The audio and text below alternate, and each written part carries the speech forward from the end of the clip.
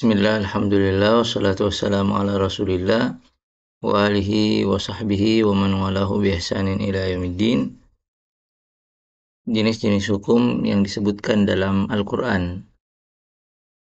Di dalam Al-Quran disebutkan 3 jenis hukum yaitu yang pertama al-ahkam al-i'tiqadiyah, hukum-hukum yang terkait masalah i'tiqad atau keyakinan. Kemudian yang kedua al-ahkam al-khuluqiyah, hukum-hukum yang terkait masalah adab dan akhlak. Kemudian yang ketiga al-ahkam al-amaliyah, hukum-hukum yang terkait masalah perkataan dan perbuatan hamba mukallaf. Jenis ketiga dari 3 jenis hukum yang disebutkan inilah yang menjadi wilayah bahasan atau kajian dalam ilmu fikih. Al-ahkam al-amaliyah. Ya, al-ahkam al-amaliyah.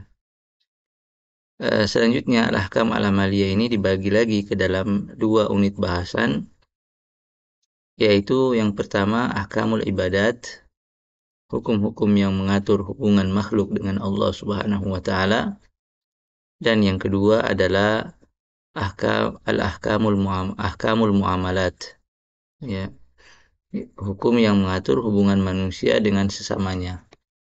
Selanjutnya ahkamul muamalat dipecah juga ke dalam beberapa sub unit bahasan, yaitu yang pertama ahkam al-ahwal asy-syakhsiyah, hukum yang mengatur masalah keluarga.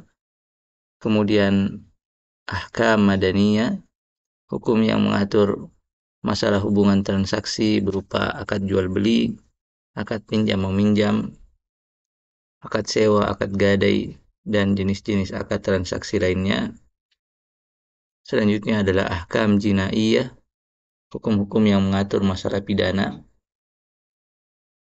Kemudian ahkam murafaat, hukum yang mengatur masalah putusan hakim, persaksian, sumpah, dan semacamnya. Ahkam dusturiyah, hukum yang mengatur masalah hubungan antara penguasa dan rakyat. Kemudian ahkam dauliyah, ahkam yang mengatur hubungan antar negara.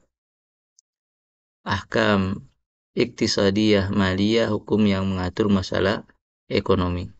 Nah, dari ketujuh jenis hukum ini maka didapati bahwa hukum-hukum terkait masalah ibadah dan hukum-hukum terkait masalah keluarga, waris, dan yang semacamnya di dalam Al-Quran dijelaskan secara rinci tentang hal-hal tersebut.